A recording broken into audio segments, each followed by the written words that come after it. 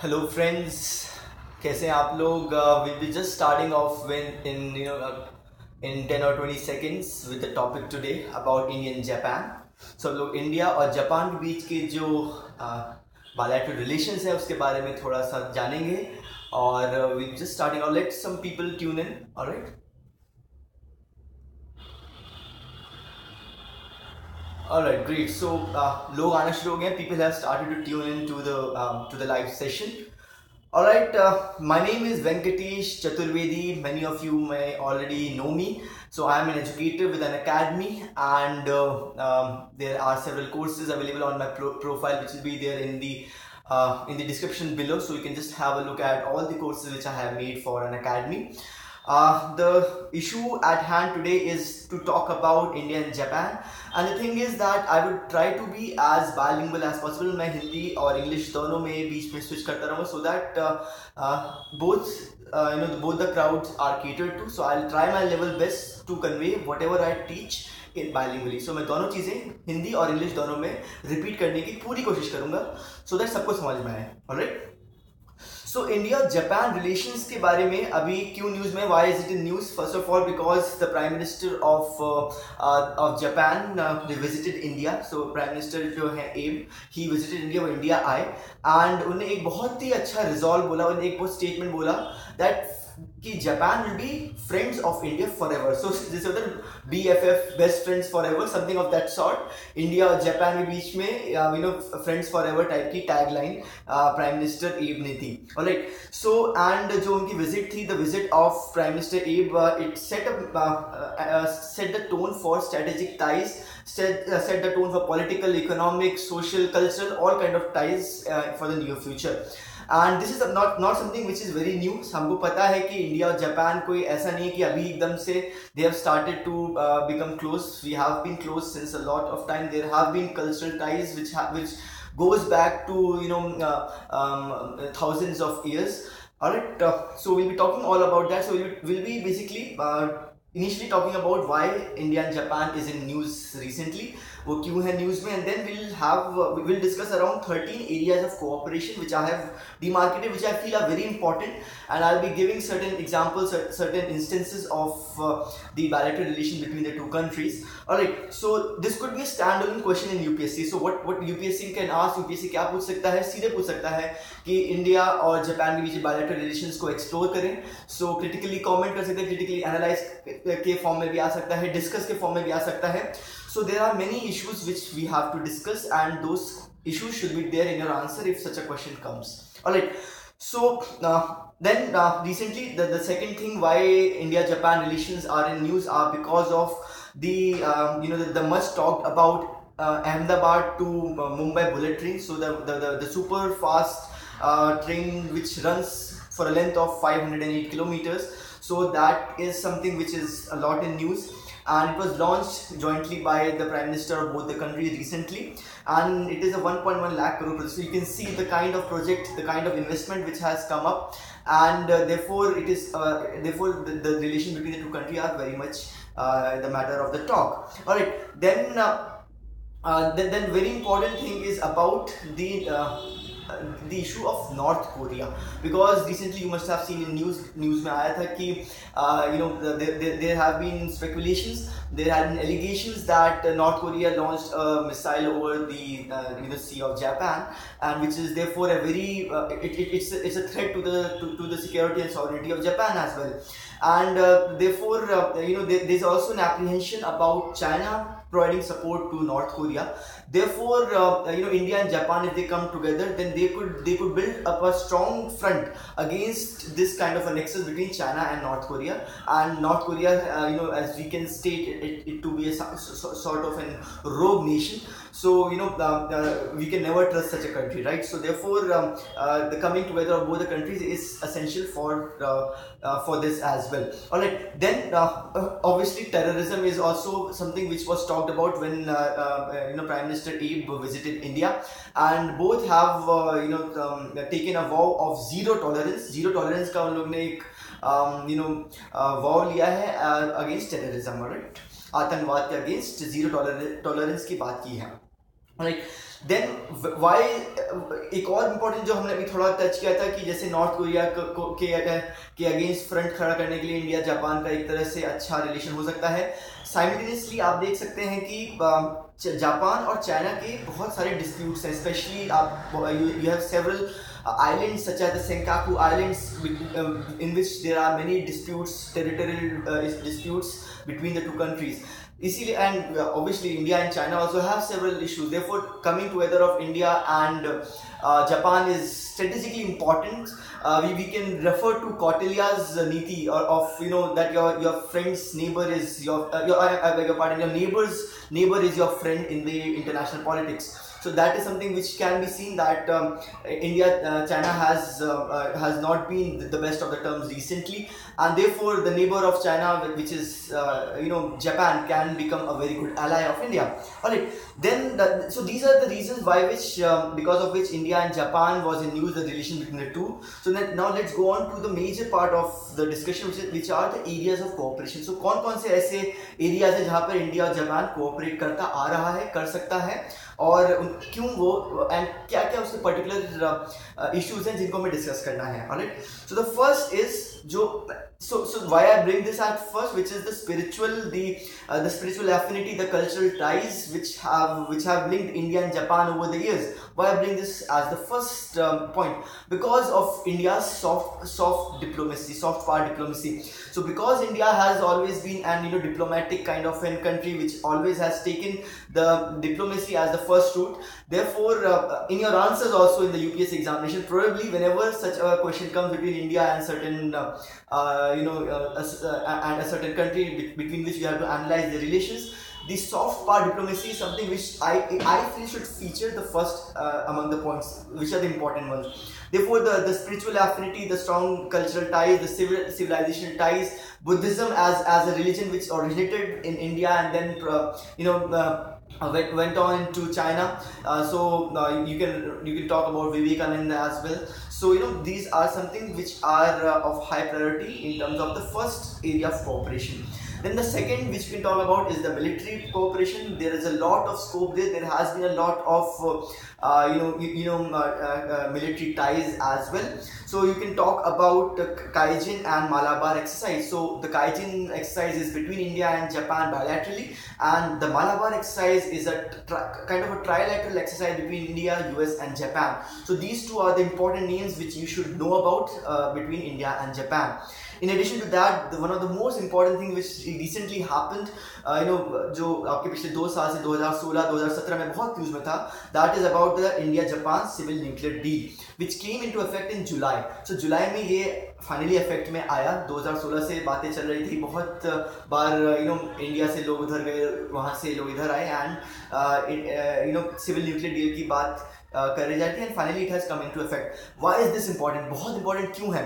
क्योंकि इंडिया ने non proliferation treaty और एनपीटी को साइन नहीं किया है, and despite of that Japan being the country which was devastated during World War II by the Hiroshima and Nagasaki, इतना उन लोग के अगेंस्ट आक्रोश एंड न्यूक्लियर पावर और न्यूक्लियर वॉर के against, that this is a big deal. बहुत बड़ी बात है कि इंडिया को उन लोग ने एक peace treaty in terms of nuclear treaty for civilian purpose and peaceful purpose sign किया है. There is no other country, कोई और दूसरी कंट्री नहीं है जिससे जापान ने साइन किया हो आपका सिविल न्यूक्लियर डील जिसने एनपीटी साइन नहीं किया है. That is why it is very important. Alright, and as I quote, I'll quote the lines of the official statement, जिसने बोला था कि the civil nuclear deal comes into effect for peaceful purpose on a stable, reliable and predictable basis. So that is what you can quote also in some of your answers of such sorts.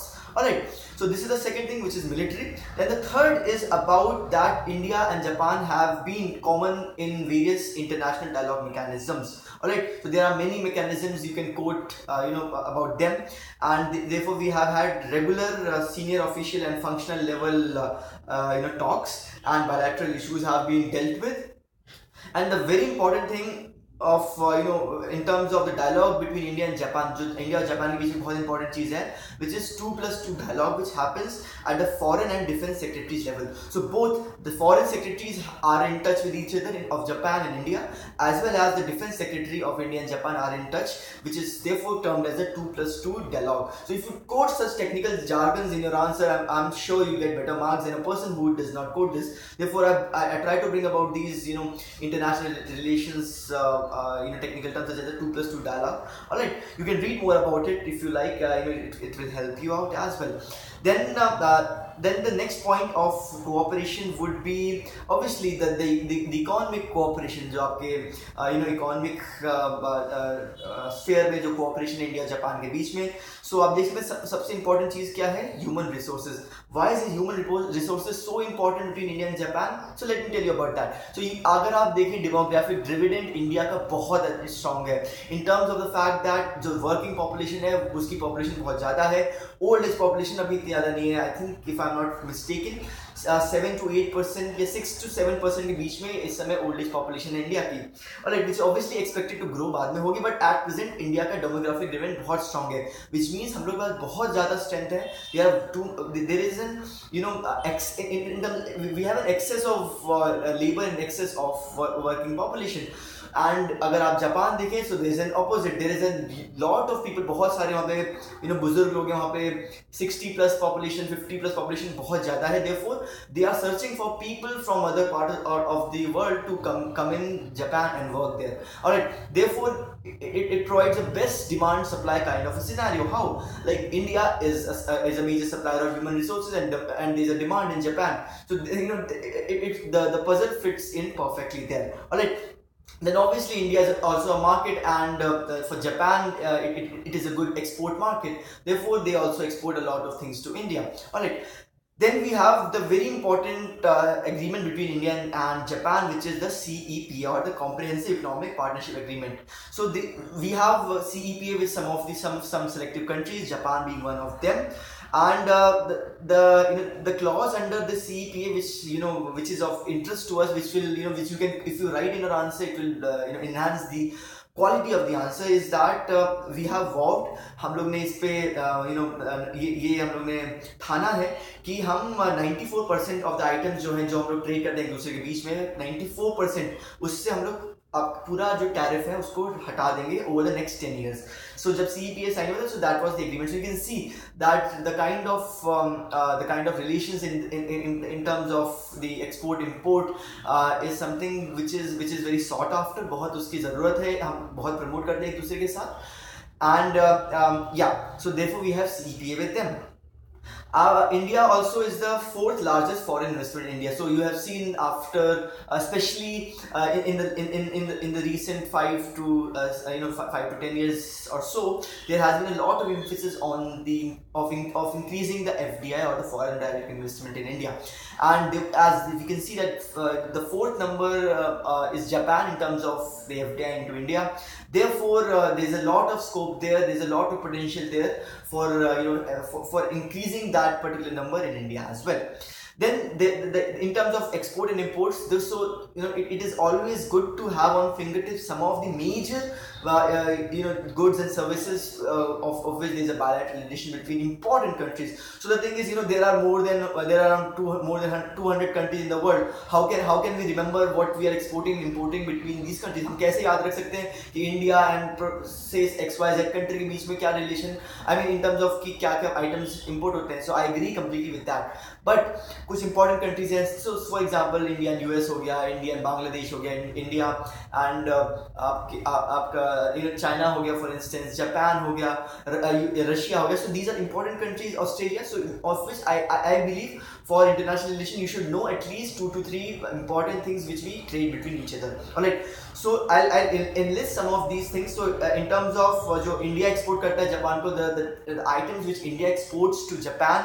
So we have a list of items such as petroleum products, chemicals, non-metallic minerals, fish, and then we have clothing, textiles. Then we have iron and steel products, textile, and so on. So these are some of the important things out of which I personally feel we should know about petroleum products, we should know about textile yarn, because it's easy to learn, because we know that India is a major exporter of these all over the world. Therefore, obviously, we will be exporting them to Japan as well. So this is how you can learn as well. You can learn on the broad level, and then you can put those items, in most of the countries where we export them.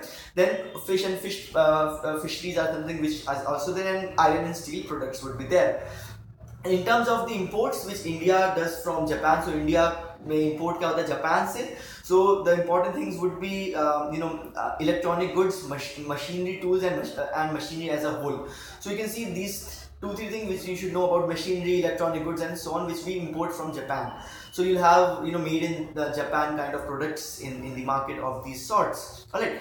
Then some of the two of the things which you should know about is that Japan has been a major investor in terms of the Delhi Metro. So Delhi Metro was established by the funding of Japan, and also the DFCs, or the dedicated freight corridors. So DFCs, which is a lot in news because of reducing the congestion levels in the Indian railways. So we are coming up with these, I believe the number is 6 or 9, I'm not sure right now. So the number of DFCs, or the dedicated freight corridor, which will just serve the goods trains. So these will be the dedicated corridors in which the goods train will be running. Alright. So Japan has funded some of them, and therefore it is helping in building such infrastructure as well. Then why is Japan's investment so important for us? So the thing is, if you see the example of Delhi Metro, अगर Delhi Metro का आप example लेते हैं या DFC से example लेते हैं, so the kind of loans which we are getting from them is something very unique. How we are getting long-term loans at very low interest, which is something which we are looking for. That for instance, Japan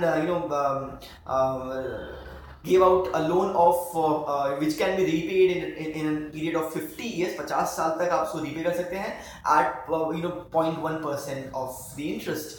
So those are the kind of the loans which India and Japan is providing to India. Therefore it is good for India to explore this opportunity more.